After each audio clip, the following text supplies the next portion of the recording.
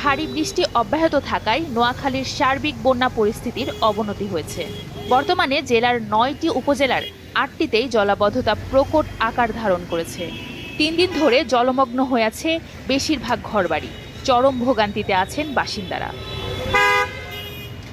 জেলা আবহাওয়া পর্যবেক্ষণ কেন্দ্রের পর্যবেক্ষক মোহাম্মদ রফিকুল ইসলাম বলেন, মঙ্গলবার থেকে বুধবার বেলা ৩টা পর্যন্ত ২৪ ঘন্টায় জেলা শহর মাইজদীতে ১০৩ মিলিমিটার বৃষ্টিপাত রেকর্ড করা হয়েছে। চলতি বর্ষা মৌসুমে জেলায় তৃতীয় সর্বোচ্চ বৃষ্টিপাতের রেকর্ড এটি। তিনি আরও বলেন, সাগরে লঘুচাপের প্রভাবে আরও কয়েকদিন বৃষ্টির আশঙ্কা রয়েছে। জেলা শহরের Lakshminarayanpur, Harinarayanpur, Kazi colony, lawyers colony, Rashid colony ও কৃষ্ণরামপুর এলাকায় প্রতিটি বাসাবাড়ির আঙিনা বৃষ্টির পানিতে প্লাবিত হতে দেখা গেছে।